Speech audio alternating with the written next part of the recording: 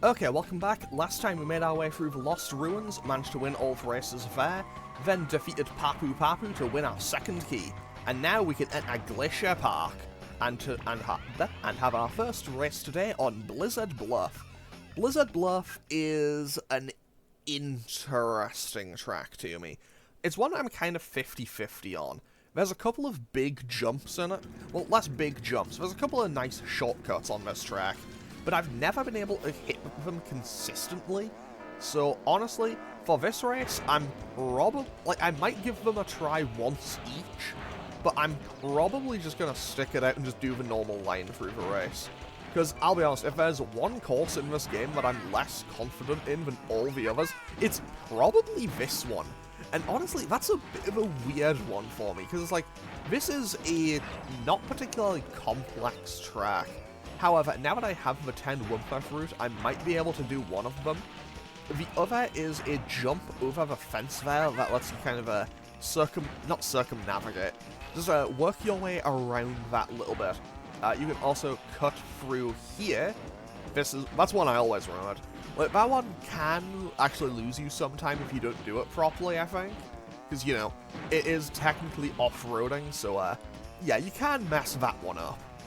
Now, let's see if we can do this. 1, 2, 3, jump! I messed it up.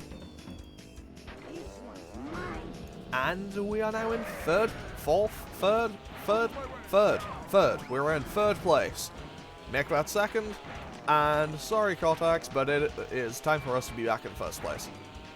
And wait, did someone hit that TNT correct? I don't think they did. Okay, I got absolutely sniped there. I can't even be mad. And okay, I'll be honest, if I'd missed that crate, I would have been a bit mad. However, yeah, this is probably going to be the closest race you're going to see today. Unless, actually, maybe the boss race. The boss race could be a bit close. Now, 1, 2, jump!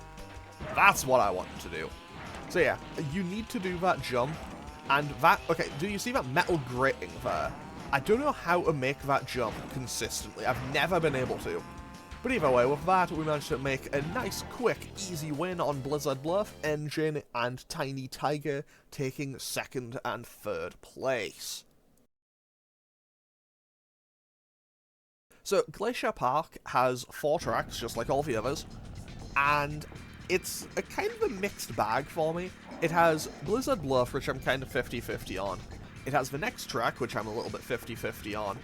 It has the last track, which I'm a little bit 50-50 on.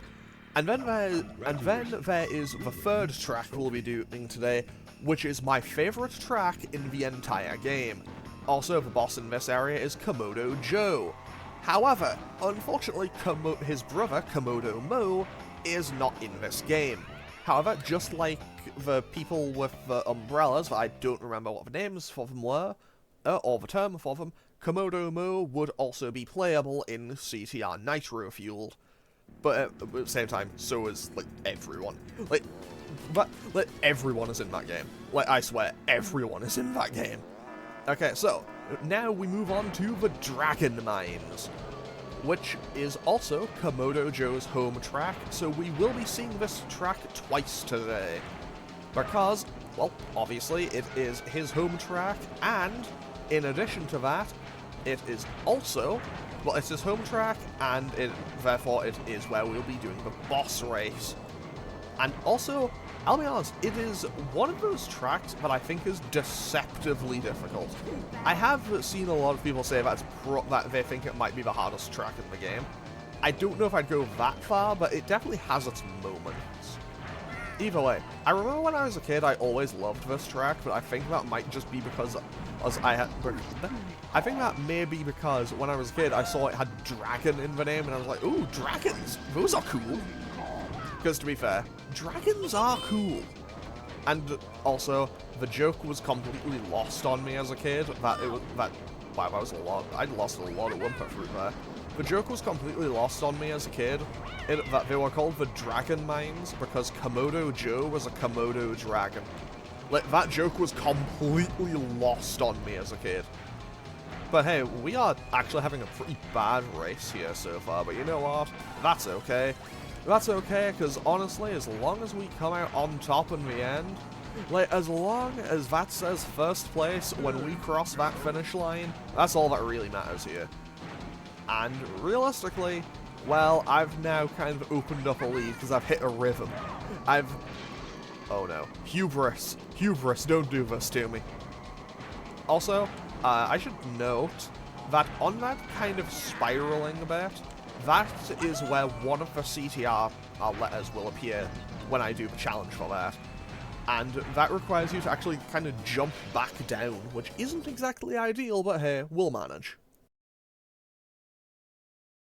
Because the CTR challenges do occasionally want you to really go out of your way for things. And now... Okay, Cortex and Tiny Tiger take second and third. And now I get to go and take on my favourite track in the game. So, this one I'm feeling very confident. I'm going to give them 40 seconds. You win a trophy. I'm going to give them 40 seconds of a head start. Because I am that confident that I will be able to pull it back and win. As we head into Pula Pass, my favourite track in the entire game. It has probably my favourite music in the game. So, let's just see how this one goes. Obviously, this is Pula's home track. And, off we go. Well, I say off we go. Off they go. I'm giving them 40 seconds. So, now here's a question. Because I'm a little worried about this one. I'm very confident that I can pull it back. I don't know if 40 seconds is just maybe a little bit too much to give them. So, let's just see how it goes. I think they'll get to roughly the cave. Actually, yeah, about the cave. Yeah, the cave sounds about right. Because they're crossing the ice flows now. Cortex is crossing the ice flows. 5, 4, 3, 2, 1. Off we go. I'm sure that was probably like 39.97 or something, but you know what? That's close enough. Now, I'm also going to do this, no items. Because sometimes we need supreme levels of overconfidence for that. Why did I hear Coco from that far away? Was that the vote of confidence from Coco? Either way, we are about halfway around the track now. Okay, that's maybe a bit of that's maybe a little bit hyperbolic. As long as I clear the wall, I'm okay. But if I hit the wall, I'm going to be very upset. Basically, the wall is kind of the big issue in this track. So, pretty much, the wall will do one of three things. You will either clear it like no problem, you'll either clear it with zero issues and everything will be perfect, or you will just clip the wall but you'll still make it over, or you'll hit the wall and fall and have to do the lap of shame around the wall, which I have no intention of letting happen. Also, this one, I predict I'll be in first place by this time next lap, I'm going to be in first. Hey, Coco. There's 7th, there's 6th, there's 5th, there's 4th, there's 3rd, there is 2nd. Hey, Cortex, how you doing, buddy? And there is first place. 40-second head start on Art. Yeah. The AI is very slow in this game sometimes, but at the same time, I didn't think it would be that easy to catch up. However, at the same time, this is my absolute favourite track, as I've mentioned many times. However, this kind of little figure 8 section is also probably the toughest bit of the track for me. I know there's also a really massive jump you can do here. Like, I think it's if you use these turbos to go backwards, you can jump the wall or something. But I don't know how to do it, and I've never really practiced it. I probably should. Either way, honestly, I kind of want to know how long their times are going to be. Because, evidently, I'm probably like 10 or 15 seconds ahead now. And over the wall we go. That was an imperfect jump, but you know what? That's totally okay by me. And that was close. I nearly lost it right at the end there. But with that, we get a fantastic final lap. And we bring it on home in just under 3:30. So, disregarding the 40-second head start, that's what, like 2:48? Yeah, that's not bad. I'll take that. Also, I didn't even pay attention to who was second and third. I imagine Cortex was still second because, well, he seemed to be in second for most of the run there. But hey, I'll take that win.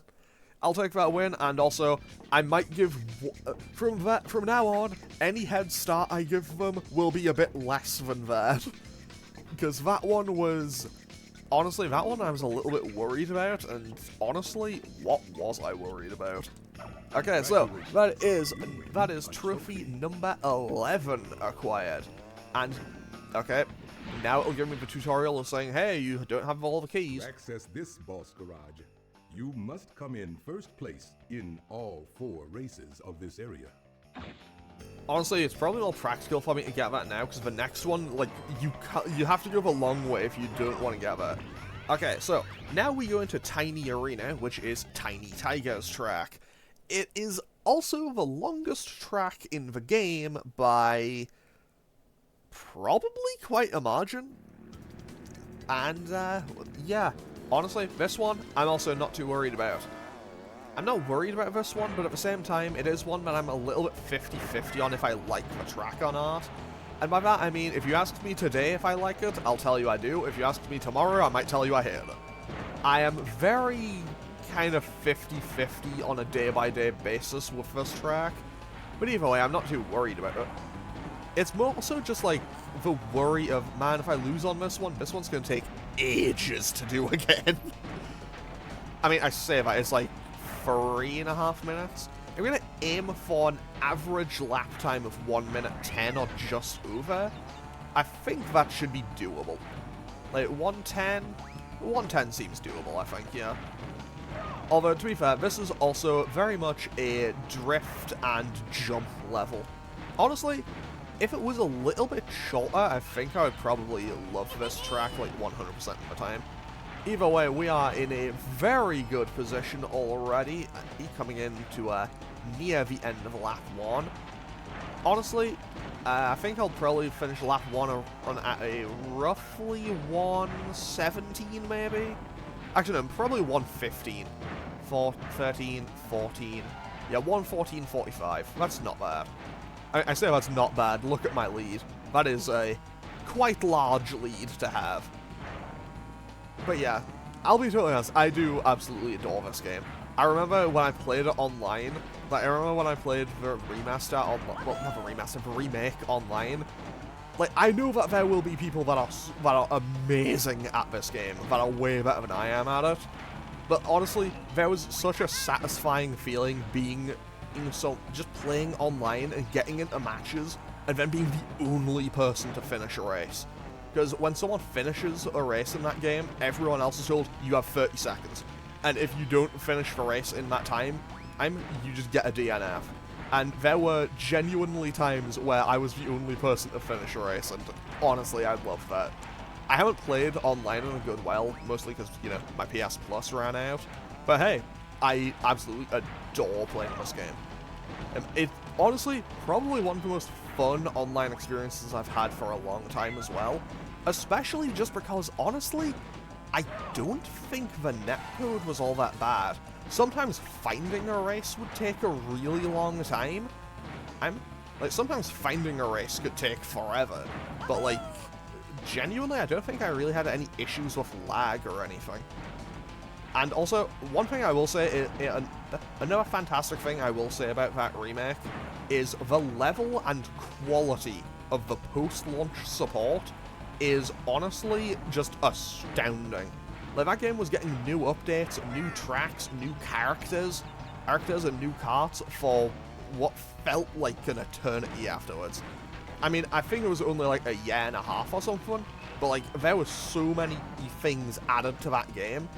Genuinely, I think it is like the absolute golden standard that, kart racers should aspire to now for their post-launch support. I mean, credit where it's due to Mario Kart. After their whatchamacallit, like their expansion pass for it, I do greatly appreciate that. I love how that gave a whole bunch of new courses in. Well, new and retro courses.